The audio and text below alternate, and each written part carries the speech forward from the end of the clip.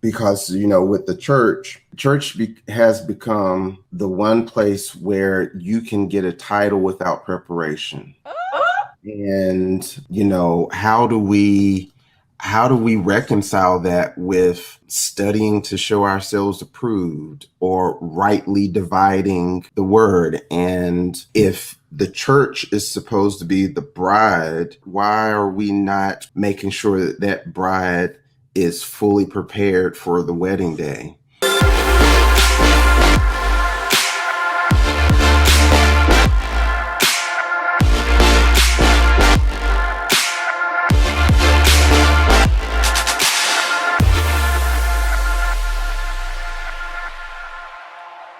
Hey, entreleaders, happy Wednesday, and welcome to the 46th episode of the Leaders Lab podcast.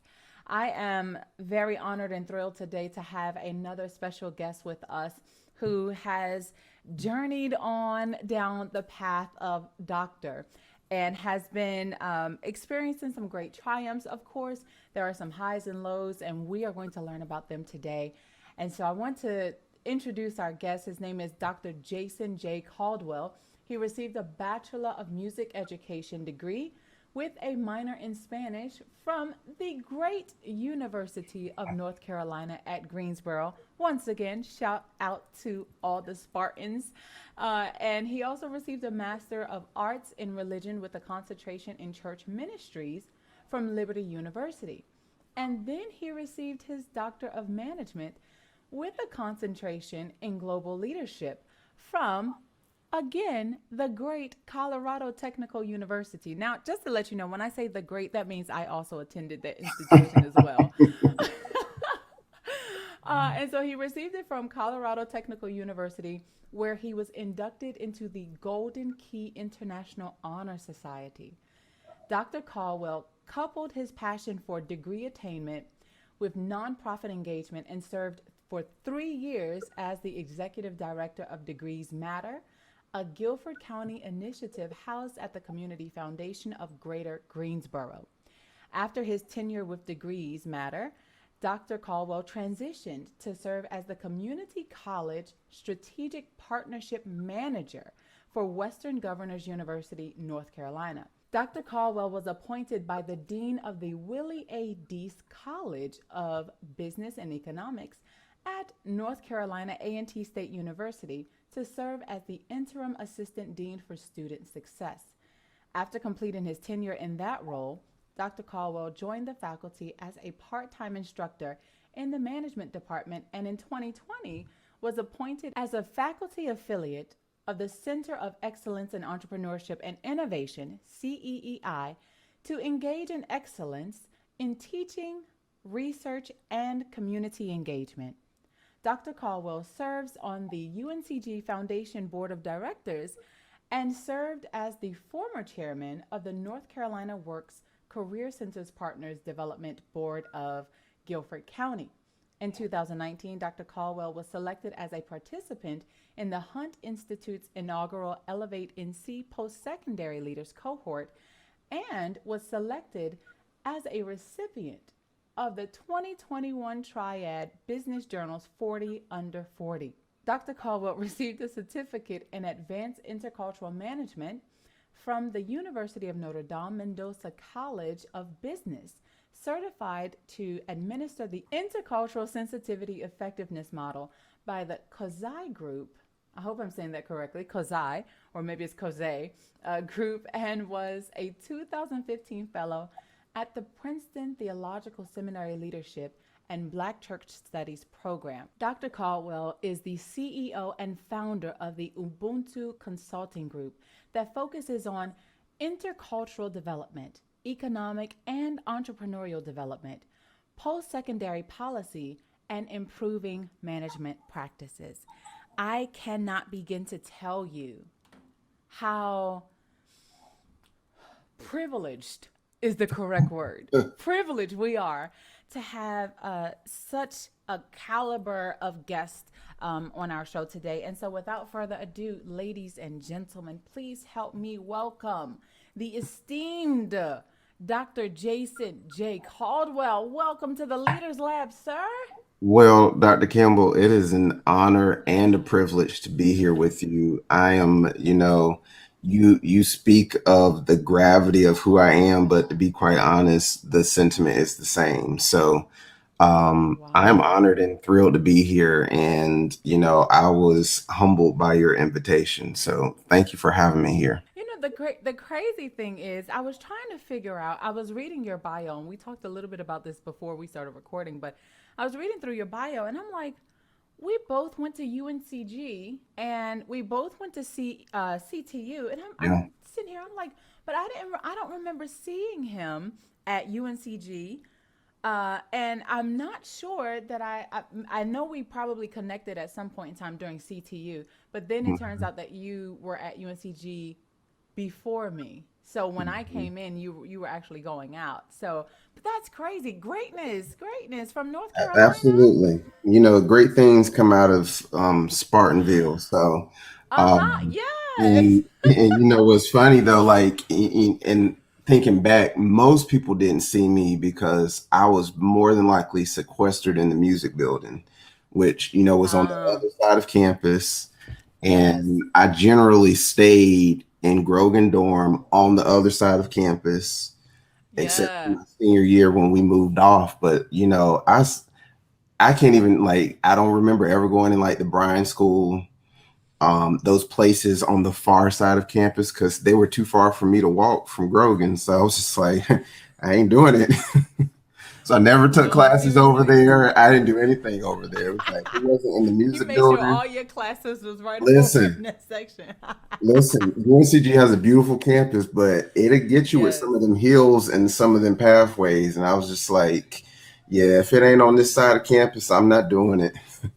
Uh-huh, exactly. No, and also too, we first going in, we always heard the rumors about, those who were in the music department, how you guys just really didn't have lives. Like, I mean, it was that type of strict and serious. I mean, but you had to be serious about your craft. So, We were taking, see, most people didn't believe us and understand this, while most people were taking, 4 classes, 12 hours. Most music majors, at least I was taking anywhere between 6 to 9 classes a semester. wow. At one point during my time there, I know I had 21 hours. um it was bananas, like, because most of our classes, like our private lessons, they 1 credit hour. You have to Mhm, participate in mhm. an orchestra or a band, that was an hour. You had to go to this Wednesday convocation, that was an I mean, those little 1 hour credits added up on top of your English, your science, Yeah. your Yeah. math, your psychology. It was crazy. And and it I understood the rigor of it. And truth of the matter is, it was by divine providence that I even became a music major. Wow. The truth of the matter is, I came to UNCG with the goals of going into computer science, Mm. technology, maybe business, some sort. I literally got to campus, and had not auditioned for the music school. Like, I had an audition. And I called the school. I said, "Can I get an emergency audition? Like, is there a way?" They was like, "Well, let's see what string faculty is here," because I was a violinist. They Okay. pulled together a couple of the faculty members. I went in an audition. For whatever reason, only one of them showed up, and that one was just like, "I don't see a reason not to admit you." And I remember Wow. it was the guitar teacher, Dr. I think his last name was Dr. Mazzatenta, something like that. And next Mm. thing I know, I'm a fully admitted music major without going through the Wow. normal sort of music audition process. Okay, let me tell you something. So you starting out with a favor in your whole educational journey. Like you are just starting out with favor, and it's kind of getting me a little. I have a little anticipation to hear the rest of like your educational journey, like the story of it. Because if you start out in undergrad with favor like that, Come I can on. only imagine how the masters and the doctoral program went. So you were at UNCG. You got into this music program. you wanted to do computer science at first, though. What was the shift? Like, what made you just switch like that? And I try to tell people this all the time. Like, so I grew up in the church. My mom made sure that, every Sunday, Sunday school, church. Um, but what the, I didn't know how to fully recognize what like the voice of God was, like the leading Mm. of the Spirit. Like, I've heard about it, I heard it preached, but I didn't know what it was. I kid you not, I Yeah. was walking around. I mean, I still remember it. Like I was walking around I can't remember the street, the curve, that street that's right in front of Grogan. And Mm-hmm. mind you, I knew I was going to go into music, but I didn't know if I was going to be a music major. My roommate was a music major, but I hadn't Okay. auditioned for the music school. And I just remember something pushing me to say, go audition, go see if you can audition. So I did. And, it worked out. Like it just shifted, and it was an immediate shift. And, I can't make it Wow. up. Like I legit thought I was going to do something else, and something pushed me to a different pathway. Like literally, I'm walking down the street and the path shifted and I ended up at the music building. And, Wow. the one thing about UNCG, things like that just don't happen. They do not. Um, and with that music program at the time, the dean and others at the time, there was, real strict about courses. Mm-hmm. Um, as I went through the program, I did a study abroad my sophomore year in Mexico. I got all kinds of grief and pushback. Wait, where did you go? I went to Mazatlan. I went to the Oh, West Coast. okay. I went to Monterey. My See, sophomore year, I went to. did you go through ITESM? Did you do the Institute? Yes, Um, I yeah, did. I that did. was the big partner university for UNCG back Yes. then. Um, Yeah. I wanted to go to so it was between Monterey or Mazatlan. And the Okay. only reason why I went to Mazatlan was because they had a music theater there. Like they had Ah. one of the oldest theaters on the west side of Mexico, and they had a Okay. fully functioning orchestra. And the only way my dean would give me permission to go, remember that, give me permission to go, Okay. is Give if you I permission was to go. able to find an orchestra or some sort of music program that would allow me to participate. And Wow. so, me being me, I'm gonna do my research. I found it. I was able to get music credit while I was down there. I was able to participate in the state youth symphony for the Pacific coast of Mexico. I became the principal viola player. I was given Wow. music lessons, and I still graduated in 4 years. And the dean and the advisor, I mean, true story, the dean and the advisor, I had to get a vice chancellor to override the dean, because they refused to let me go because of the rigor of the program. And Wow. when I got back, I graduated in 4 years, and it was like I not skipped a beat. Yeah. Still kept And my that's a blessing GPA in up. itself. Listen, That's a blessing absolutely, in itself. Because I absolutely. mean, even when I studied abroad, it set me back a semester. So I mean, but that then again, I wasn't I wasn't hearing and listening to the voice of God as clearly as you did with that curved path like that. Mm, Like mhm. I mean that was I didn't actually change and start going into what I really really should have been going into until like my sophomore year. So my freshman year I feel like I wasted that because I started off in something that I wasn't even interested in. Yeah, So wow, that's a listen here. That's a blessing. yeah. So you graduated in 2003, and from that moment, did you what? I mean, you graduated. You had your degree in music. What was your? Were you like, oh, I'm going to go forth and I'm going to be a doctor? Like, I want to continue on this journey, and I want to have, I want to be a doctor of music or some kind. Like, Mm-hmm. what was your plan?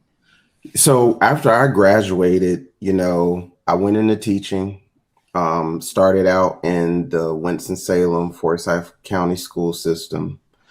Um, while I was there, I started thinking about different types of music and then I started to think about the relationship to music to religion and Mm.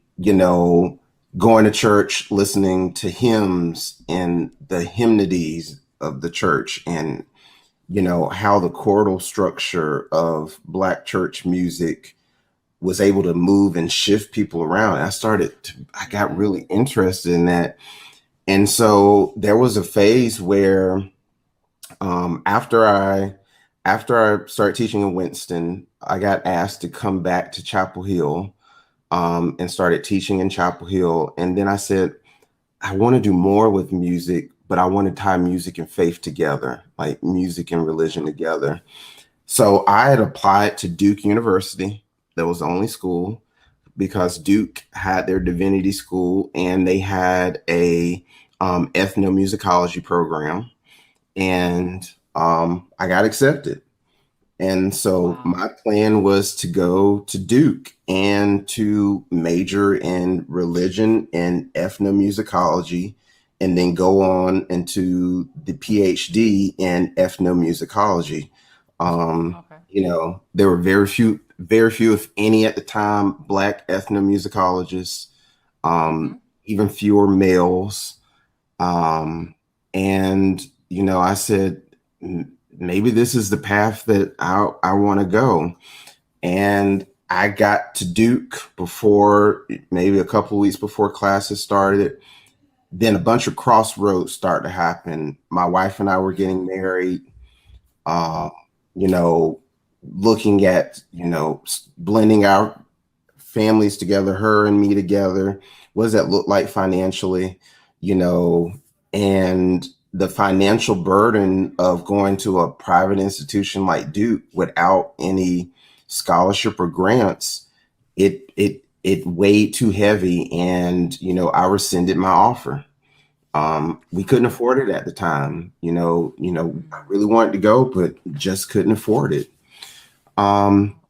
so I took a pause and started just, trying to figure out what next steps were. Took some classes at like a Shaw um, to see if that was the pathway that I wanted to go. So I took some classes there.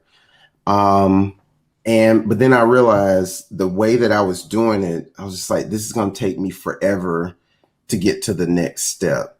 And, Mm. I know one of the things that God has graced me with is to be a visionary and to see ahead.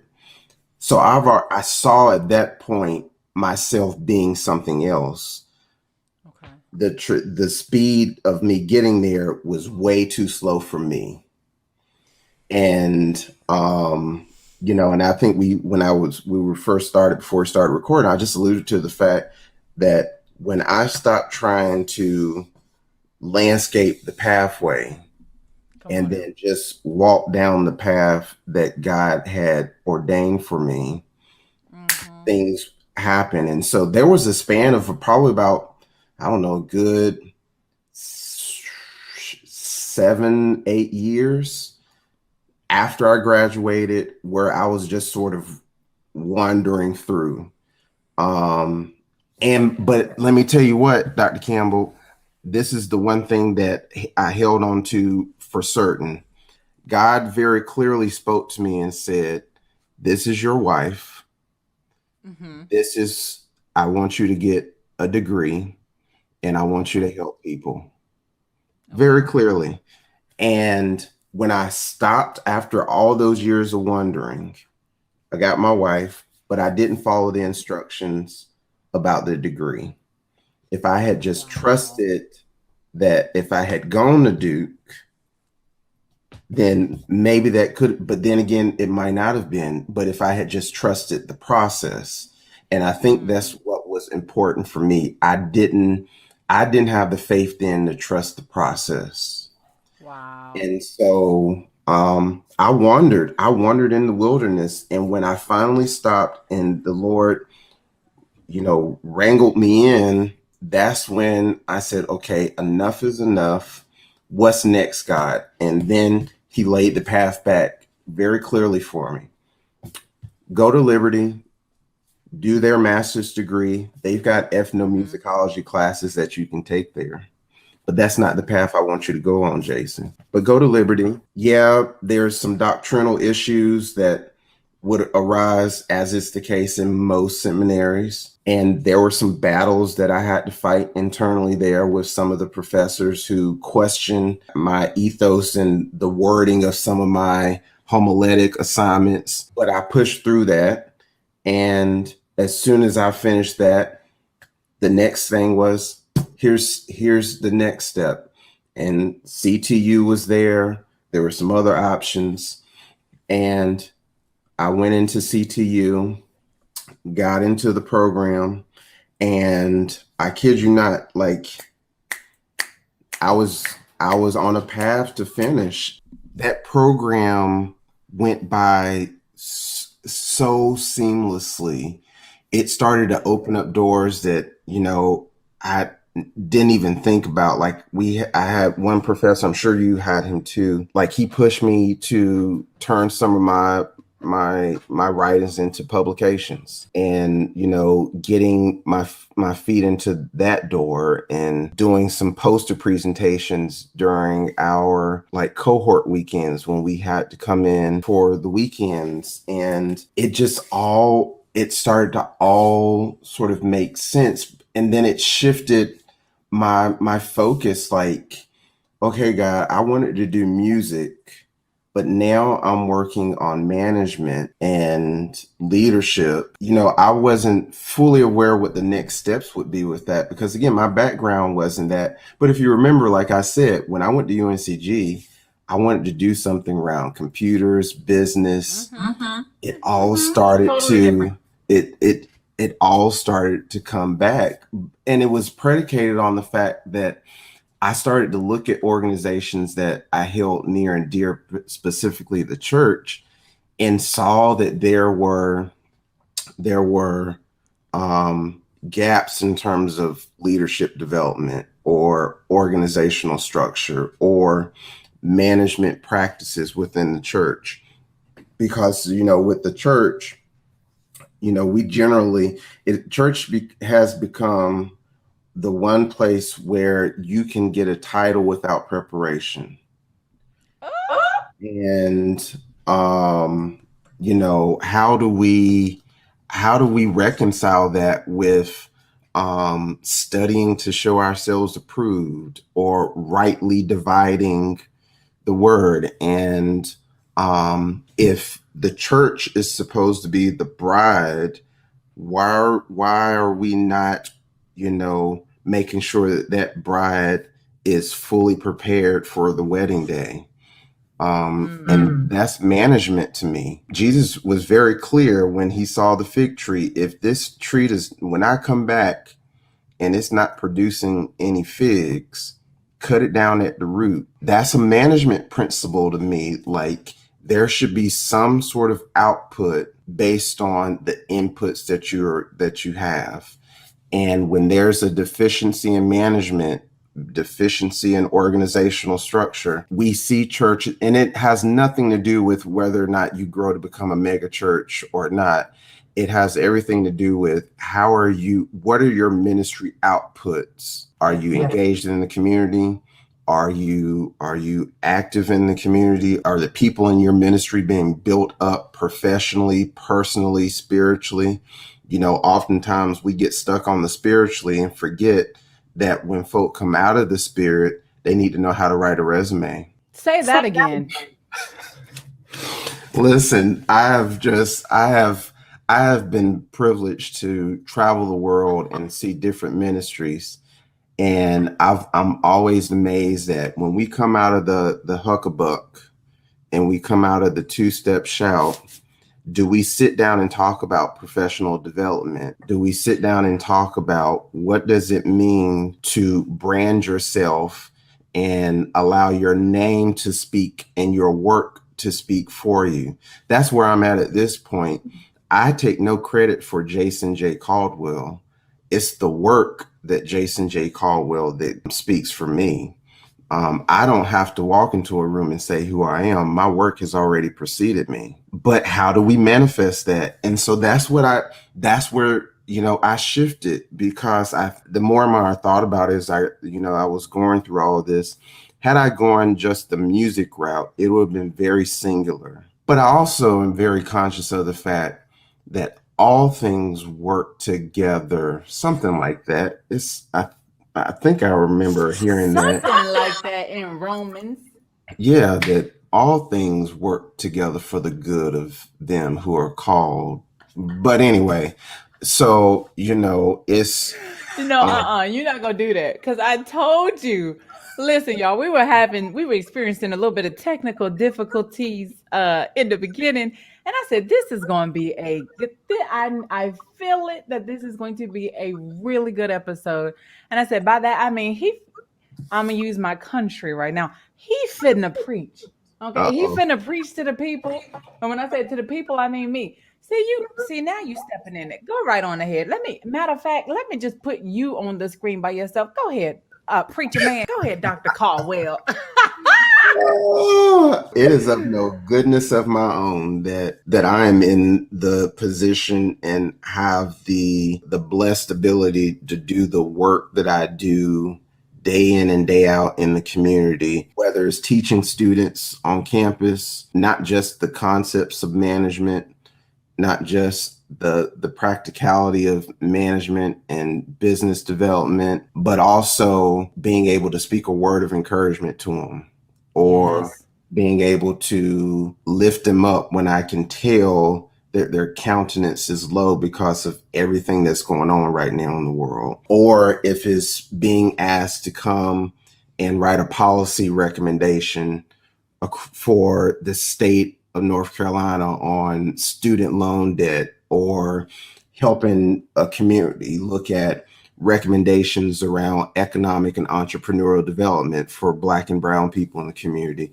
That's of no goodness of my own. That is the gifts and talents and the grace that God has put on my life for such a time as this. And, I have learned to embrace that, operate in it. And when I tell you, these past couple of years have been some of the most fruitful, some of the most engaged and productive years of my life, is because I stopped trying to craft the path that I wanted to walk on and let God lead me on the path that He had already laid out. And it's, I hate to be so colloquial, but it's marvelous in my sight.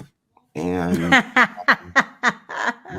I'm thankful for where I'm at right now. So the whole trying to craft your own path, or trying to craft your own journey, your own story, you learned the benefits of not doing that early on. You said as you started hearing clearly the voice of God, especially pertaining to your doctoral journey. Yep. Has there ever been a time where during the journey, and I know when you started talking about CTU and how the process for you, it was seamless.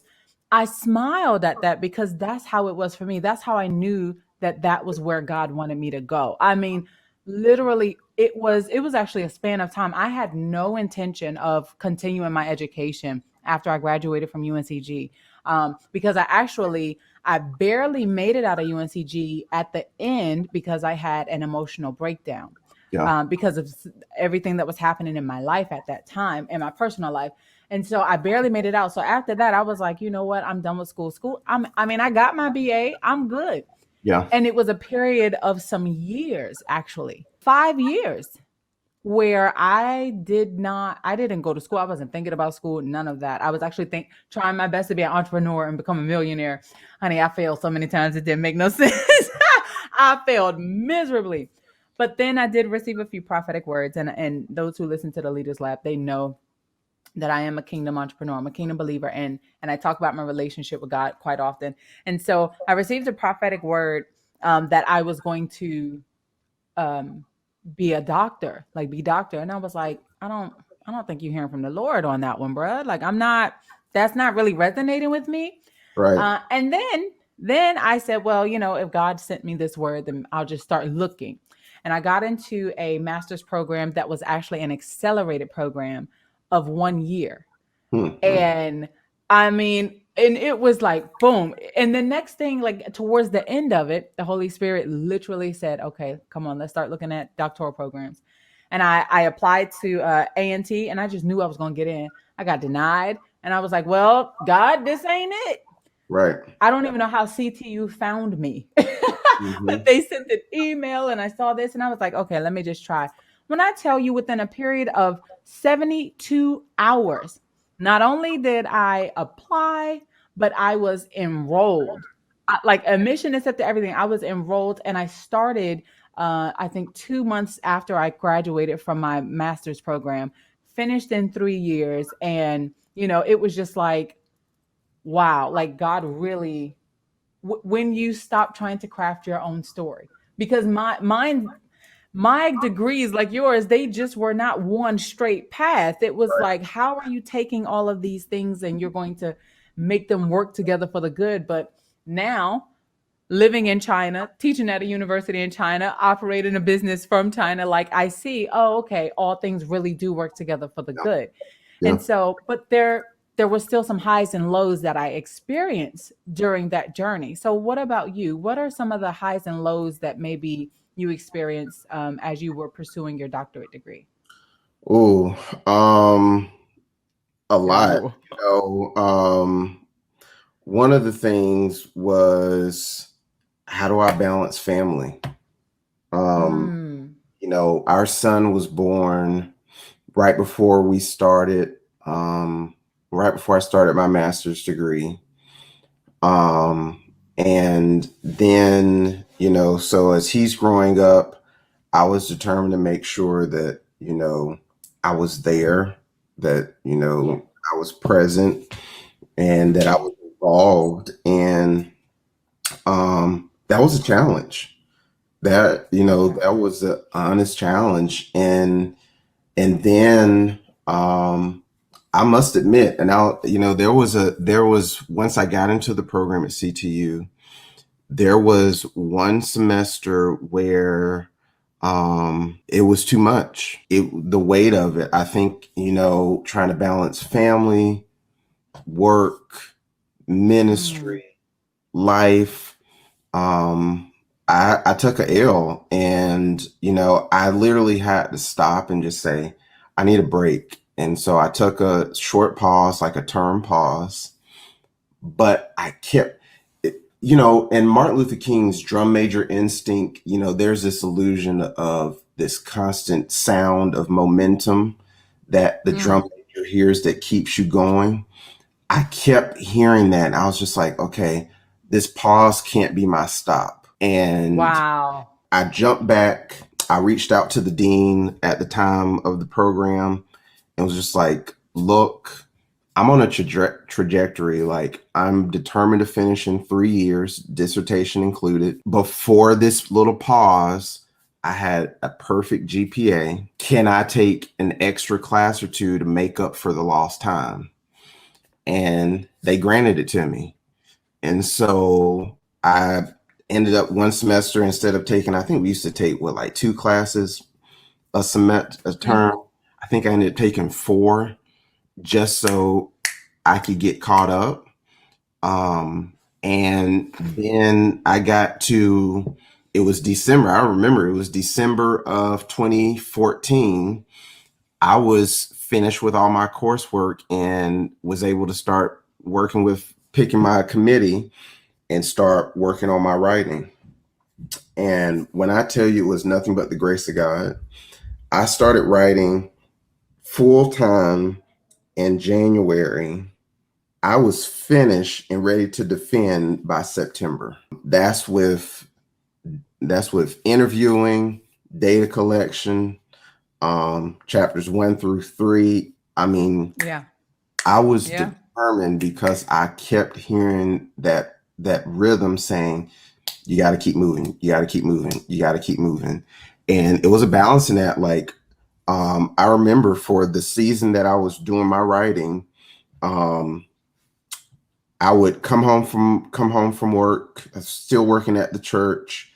And I had also started working with Degrees Matter at that time. I would come home, make sure my family was taken care of, go to sleep until maybe like 1 o'clock, 2 o'clock in the morning, jump up, start writing, and just start the day over. And I did that for months. Like I developed a rhythm and I stayed with it. And, I had one hiccup when I had to do my proposal defense. Okay. Gosh, that woman's name is going to come back to me. She was lovely. Um, I remember doing my proposal defense, and it got rejected. And I remember I was in my office at work when I got, and I cried. Like I told the director then, I was just like, I can't, I'm going home. I called my wife. I was just like, I can't, this is crushing. Like, and I knew that I could revise it, but just hearing them say no, it was devastating. And I cried, and I kid you not, I went home, sat in my office, shared some tears, and the Lord said, get back up. And Wow. within 7 days, come on, number 7. Within Uh-huh. 7 days, I had rewritten the entire proposal. The chapter that they wanted me to amend, there was like a whole section in one chapter. It went from being like 5 pages to, I think I added another 15 pages. Within 7 days, resubmitted it, and it was like, you're good to go. Come on, turn around. What? I'm again, it was that rhythm, but I knew that was the path that God had called for me. And, the path is not always going to be flat, and it's not Come always on. going to be easy. But Mm. if God ordained it, even if there is a stumbling block, he's there to pick you up. And I moved past that. And come June, I was doing interviews. July, July and August, I was transcribing. Well, no, July, I was transcribing, and decoding and doing my thematic analysis. And on October the 5th, October the 15th, 2015, I was doing my defense. And I remember the day I defended, and they ask you to leave the room for a minute and then come back, and they said, well, we just want to welcome you, Dr. Caldwell. I cried like a baby. And in my mind, and here's the other part of the story. I never really met my great grandmother on my mom's side, but I remember when I was little going to their wooden church in the country in Pittsboro, North Carolina. My great grandmother took over the church, but my great great grandmother was an itinerant minister as well. Her name was Roxy Small, and I never met her, but I always felt her pushing me. It was something about the Wow. ancestors that kept pushing me to say, we need you to go further along than we ever could have. Wow. And I remember after I defended, heard my grandmother. I felt like I felt my grandmother's great great grandmother's presence, and I felt this well done. And I knew then that this degree was never for me, that it was for the people that I'm intended to help and meet now. Wow. And I've never wanted any of the glory from it. I didn't go to graduation. Wasn't that, I mean, it's just, I didn't want any of the I just wanted this degree so that I could help somebody else. And that was all the motivation that I needed. And every day that I wake up, I try to figure out how can I use whatever credential title I have to help somebody else. And that's the path that God wanted me to get to. It wasn't, I'm convinced now, so much about the work of it. It was about using it to help somebody else. Because if I had used Wow. it for the work of it, it would have been to glorify myself. But if I Yeah. used it to help somebody else, God gets all the glory for that. So what are so the fact that you know that this isn't for you. Like I wrote that down. Like this degree isn't for me. Like it's specifically to help someone else. Um, in helping others, maybe there's a doctoral student or someone who's considering starting a program. They're right at the precipice of the program. And they're trying to make the decision right now. What if they were to ask you, what are three things that you wish you knew about having a terminal degree before you got your terminal degree? Like, what would you tell them? Yeah. The first thing I would tell them is to know who you're writing for. A lot of people that I have tried to help coach, and even myself, was if you learn the fact that you're not even writing your dissertation for yourself, Exactly. it is your committee's work. You're just doing the typing. That's the short answer. That's the short, easy way. That's just, I mean, seriously, that's the answer right there. Absolutely. If you learn that from day one and know going into it that you're not know who you're writing for, Hmm. it will help remove any frustration, Yes. any sort of procrastination, any angst, because you will know that your dissertation is to demonstrate to those who have already gone through the process that you can do what they did. And yeah, you're gonna create a body of work. You're collecting data. It is absolutely relevant to turn into something else to use as a springboard to get you to the next place. But in terms of just productivity, if you know who you're writing for, that will save you a lot of time and a lot of frustration. The other thing I thought about was, had I known about additional funding opportunities, that would have been important as well, not just for the degree, but for research opportunities or for Yes. writing opportunities, because there are a lot more of those now than there were 5, 10, 15, 20, 30, 40, 50 years ago.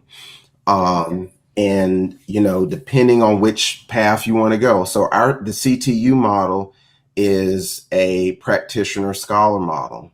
So Hmm. it Yep. trained us to go into practice, but also how to be scholars. Because I don't know if I'm sure you remember, like from the beginning, all we were doing was research papers.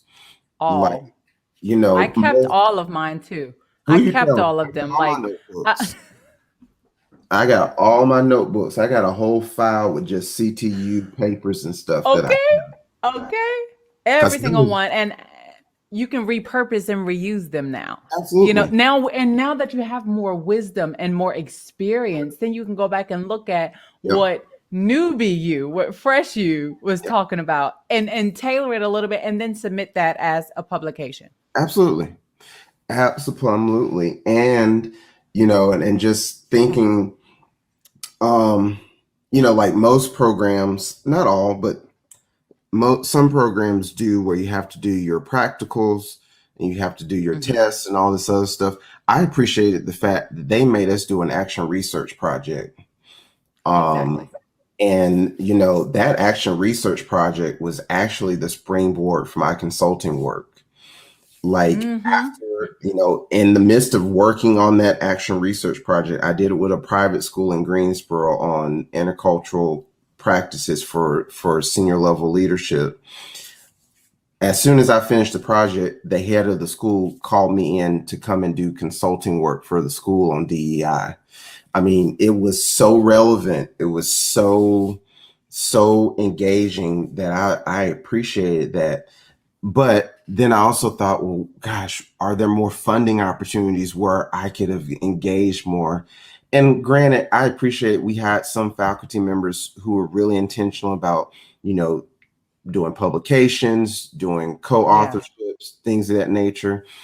But if I had known more about like the PhD program for Black students in America, trying to get more Blacks in the PhD programs and all this other, that would have been helpful. And the last thing I thought about was, um, had I known how unique I was as a 3%er, not really recognizing that until after the fact, probably would have just elevated my thinking just a little bit more, knowing that at the end of that, I became a part of we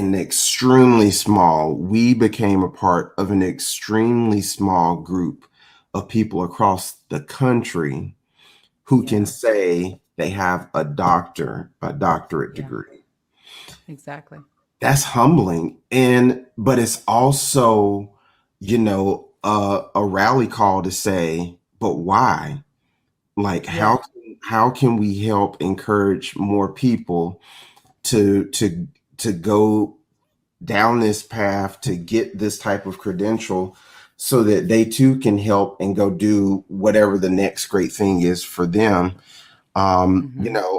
I wish I had known a little bit more about that, and used it as an opportunity for more advancement. So I think the thing that just of those three, like who you're writing for, the different funding opportunities, and just recognizing how unique and special you are. I think Mm. that would have helped motivate me more, rather than thinking in isolation. So if I had turned it into a positive affirmation rather than a recognized deficiency, then it would have just helped me a little more. I'm sorry. You just said what now? A positive affirmation Affirmation instead of a rather recognition. than a recognized deficiency. Yeah, Listen, y'all, I'm over here like I'm in school taking notes. Okay, listen here. If there is someone right now, you've got to hear the wisdom that's coming out of Dr. Caldwell's mouth right now as he's telling you that there are opportunities that are there, especially for, and then also recognizing that if you are among the 3%, I mean, it may have increased by now, but if you are among the minority that's getting furthering your education, please know that, one, it is a humbling thing. Two, but you gotta walk in that thing like God sent you in there. I saw something the other day on LinkedIn where it says, when you walk into a room, you better walk in there like God put you there, like God sent you there, right? absolutely. Be intentional. That's what it's about. It's about being intentional. If you are taking a doctoral program, please don't just do it for the title. That's Yeah, a church mentality. I love what he said about, the church is the only place where you can get a title without the preparation. And many times we want to go into a program or into school and be like, well, I'm just going to do it so I can get the degree or the title. I'm not really going to do anything with it. Well, first of all, that is wasteful. Not only are you wasting time and resources, but you are wasting so much potential. And so maximize the opportunities that are out there by searching for them.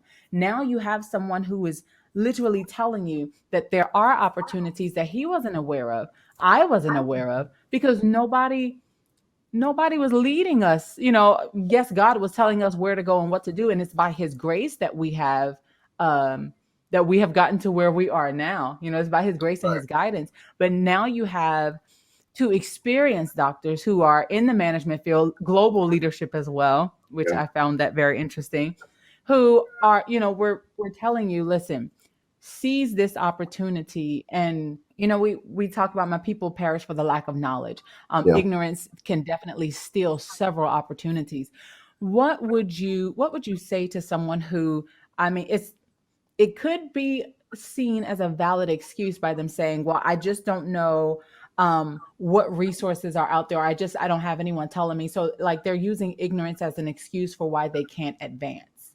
What would you say to, and it could be on any level, not undergrad or just, I mean, it could be any level. Someone who has already, maybe they're a business owner and they want to go back to school. They feel the push or the pull to go back to school, but they're just at a loss. What would you say to them? If you're at a place where the tools you have are not working, how do you think that you're going to continue to build the house? You need new tools, you need new equipment, you need new materials. And if the only way to build the house is to go and get those new materials or new tools, then it's prudent upon you to do that. Otherwise, your house is going to crumble. Your business is not going to grow. Your work is not going to increase. And so I'm a firm believer in go after the tools that are going to be necessary for the next thing. This pen is helpful for me now to write and to take notes, but this laptop is the thing that I use to send emails. If I don't have an updated laptop, I can't send you an email with my pen. Come on now. I need the new tool, the next tool that's going to get me to where I can send the next thing. I can send you a letter, but the letter's going to Right. it's going to take longer to get there. And based on the supply chain, trying to mail you a letter to China, you won't see that thing until June of next year. But if they don't lose it. if they don't lose it, come on here, somebody. But if I need to send you an email and I've been equipped and prepared to open up my internet browser, type you'll get it in the next 10 seconds. It's all about understanding what's necessary for the next. And so if you find yourself, feeling stagnant, if you find yourself feeling unprepared, let a person examine themselves. The powerful nature of communion is the shared engagement with one another and the partaking of the sufferings and the embodiment of who Christ is. But the thing that resonates just as much for me is let a person examine themselves. And if you find anything in you that needs to be changed, to be upfitted, to be reskilled or retooled, use that as an opportunity to say, what do I need for the next? And let that be the fuel and the guide that gets you to where you need to go. And if you can't get there, you have to ask yourself, do I really want to just stay in the house that I'm in, or do I really need to go buy this carpet so that I can stop trekking mud in the house? Are you listening? And are you watching? Huh? You are getting some good word on today. Okay? By way of the podcast. You are receiving some good word on today, especially encouragement as well. This has just been, it's been very enlightening and also strengthening Yeah. For and I'm not in, I've already completed my doctoral program and all of that, but it's still encouraging to know, because we go from faith to faith, glory to glory. So after you finish, you still have, you just listen now. You just said you have to go after the tools that will be necessary for the next thing. You can't expect to accomplish the next task or succeed in the next chapter by still working with the last, the tools from the last chapter or from the last thing. I mean, that was I thank you for that. That may not have been for anyone else but le moi and merci beaucoup. Okay. Now, Spanish is my second language, but I just had to drop a little French right there. I also saw that Spanish is your language too. Like you went to school for, your minor was in Spanish. Mine was too. Yeah, I did a That's little. When I came back from Mexico, all I wanted to do was speak Spanish. And now my fluency is probably a good 75 to 80%, but I can read, if you give me a book, I can read it and interpret it. But it Yeah. was funny. I had to go to DC, I guess it was a week or two ago, for the MLK Memorial anniversary. And at the hotel, when we were leaving, two guests walked in and they were speaking Spanish, and the bellman, he had no clue what they were saying. He's like, I don't understand, I'm sorry. So I was with one of my fraternity brothers, and he was like, he speaks Spanish. And I'm like, oh Lord. So immediately they turned and start having a conversation. And I said, oh, thank God for bilingual discernment. And Yes. Bilingual discernment. I said, come on here. And, it boiled down to, they were trying to tell the bellman, like, look, we've got to check out of the hotel at 5 a.m. because we've got to get to the train station. Will we be able to get there in time? We'll be able to find a car. And he was missing all of that. And come to find out, the train station was only 10 minutes away, if that, and that they've got taxis running all the time. When I tell you the sigh of relief that those women had, I mean, no joke, like you could tell they were trying to figure it out. They were just, and nobody understood what they were saying. And then when I jumped in and tried to decipher and boiled down to, we need to get to the train station. We got an early train. And I told them, they'll get a taxi for you. Just come down. You're only 5-10 minutes away. The sigh of relief. But that's so, you never know when your gifts and talents, your training, your professional development, all those things will come back and work together for the good. Again, it wasn't for me to just learn Spanish. How could me learning Spanish help someone else? And I don't know, somebody will say, well, if anything happened, they just missed their train. But what if they were going home to meet somebody because they were sick? Or exactly. What if they what if they just needed to, what if they absolutely had to get on that train for whatever reason, and they didn't know that they could, then they would have missed that moment. But I thank God for the fact that our paths collided. Reluctant or not, I said, okay, let me just try to tap in and hear what's going on and let the Lord decipher the rest of it. And here we go. And we got the answers that they needed. It's the same thing with, thinking about your degree and your pathway. Don't be so concerned. This is a word of encouragement for somebody. Don't be so concerned about what the degree is going to look like. Come on. Allow God to use it to help bless somebody else. I can walk in a room and they'll ask me, do you want me to call you Dr. Caldwell, Jason? What? I said, what is it that you need right now? Do you need Dr. Wow. Do you need Jason? Wow. Who do you need? Let the moment define who you are in that moment. We become all things to all people. Come on. And, don't allow it to be where you only walk in a room and you want to only be defined by one thing. This thing we call this process, this doctoral journey, is not just per se for one thing. Even for medical doctors, it's not just so that you can practice medicine. You've got to counsel, you've got to talk to people, you've got to diagnose. You become a multitude of things to people. Yes. And you can't just be defined by the title. And, going back to the statement about the church, where the church is a place where people can have a title without preparation, I immediately started to think about David.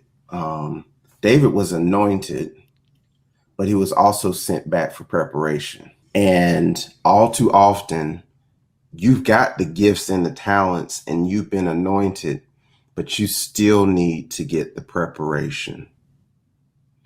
And I've had to learn that whatever gifts and talents I've got, they're of no good if I don't allow God to prepare them in me so that they can be used for somebody else. Never get to the point to where that you can't learn from someone else.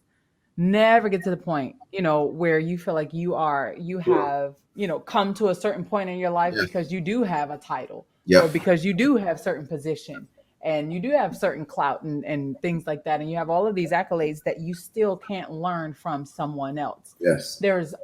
Oh my gosh, there's so many teachable moments. There have been several here just today.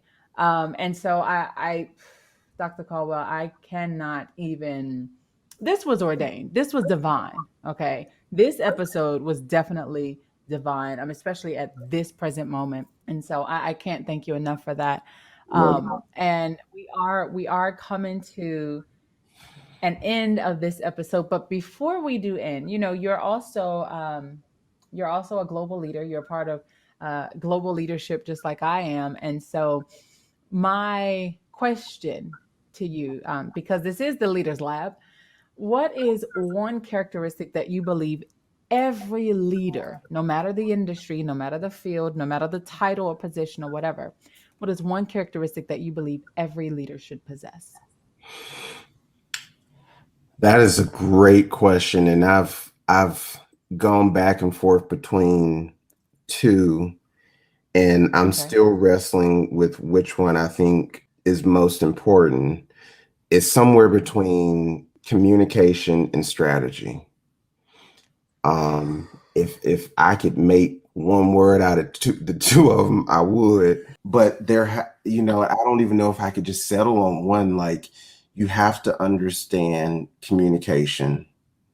And I often talk to my management students about the difference between a leader and a manager. And management, there's process. And, I'll always ask them the question, is a leader a manager? Is a good leader a good manager? And is a good manager a good leader? And the answer is not always yes. But I'm convinced more so now that a leader who has ineffective communication can't be, per se, a good leader, because how do people know what they're following? Again, and I hate to over spiritualize things, but even how do we know to follow after a God that we can't see, had it not been for the fact that we hear a still small voice? That's communication. You have to be willing to both listen and share so that people are hearing you and that you're hearing them and that the message is being shared. But then from a strategic standpoint, what are the steps that you are laying out so that people know which way to go? And, I consider myself to be a servant leader. I want people who see me to be able to know that, I'm not just making random decisions, that there is a strategy that gets me from point A to B. And no, you don't have to do it exactly like I'm doing it, but you should at least know that there's a process. And if you can't decipher that there's a process, then again, how do you measure outputs? Which, when we think about leadership, there's some sort of outward, whether expression or output, that's demonstrated. Um, and I often use the example of like a Hitler, and far be it from um, no, I'm not ascribing to his practices, but when you Right. think about leadership, He was an effective leader. he was an effective communicator and he was an He was. effective strategist. Mm-hmm. Um, Mm-hmm. and but that also shows us that leadership can be both good and bad. But I'm gonna stop there. Yes. No, look, as you were talking, I was like, that sounds like some of my research papers that I had to write. And it sounds like Mhm. some of the some of the things that I have written I've written about. So yeah, but I appreciate you saying that. Sometimes it is hard to nail down to just one. And so you gave us two. You gave us two that should not be separated. He said if I could create a word that includes both communication and strategy, that's what I would use. So wow, that was great. Thank you so much. So let's see, Dr. Caldwell, what's the best way for people to reach out to you? You do have a consulting company. What do you specifically do with your consulting company? I want to ask that before we end. No, for sure. It varies. I do a lot Okay. of working with communities, organizations around developing recommendations, proposals, community engagement that's focused on like economic development, Mm-hmm. entrepreneurial development. So if it's helping a company or organization create from scratch programs or different initiatives, I help them from sort of start to finish to envision this program, to create, the process for it, the best practices, whatever it may be. Or if it's working with the organization to do research, you know, um, more so on the qualitative side, because again, that's just my research methodology preference is qualitative phenomenological research. So doing focus groups, doing engagement to get stakeholder feedback, and then cultivating and sort of Mm-hmm. Mm-hmm. synthesizing that feedback to create, some sort of response for the organization, whether it's a policy brief or recommendations, whatever it may be. And so that's generally a lot of the work that I do, along with some, entrepreneurial coaching, small business development coaching, things of that nature, public speaking. Those are the things that sort of fall within the wheelhouse of what Ubuntu Consulting does. All right. Excellent. Thank you for sharing that with us. And for those of you who use LinkedIn, you can definitely connect with Dr. Caldwell on LinkedIn. You see his name there is Dr. Jason Caldwell, and also he just got on Instagram not too long ago. He said his management students are trying to get him on Instagram for a while. So it is the Professor JJC. You can connect with him there, and then also too, if you are interested in working with him, maybe your company or your new organization, or you're thinking about having a small business or starting one, and you need some consulting, you need some advice, then you can just email him at Ubuntu Consulting Inc. at gmail.com.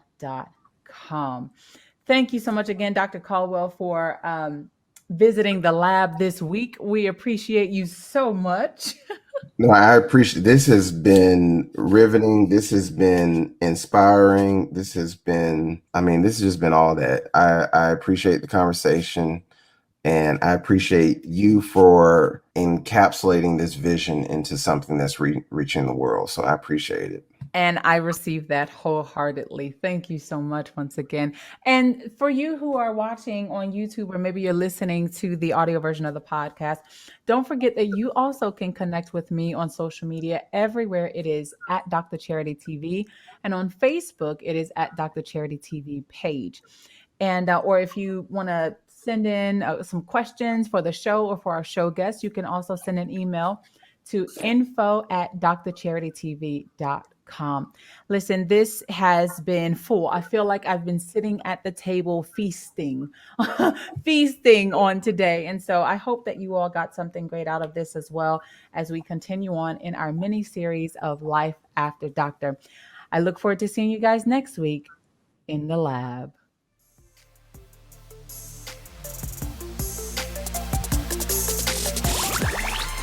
Thank you for listening to the Leaders Lab podcast. Visit our website at www.drcharitytv.com.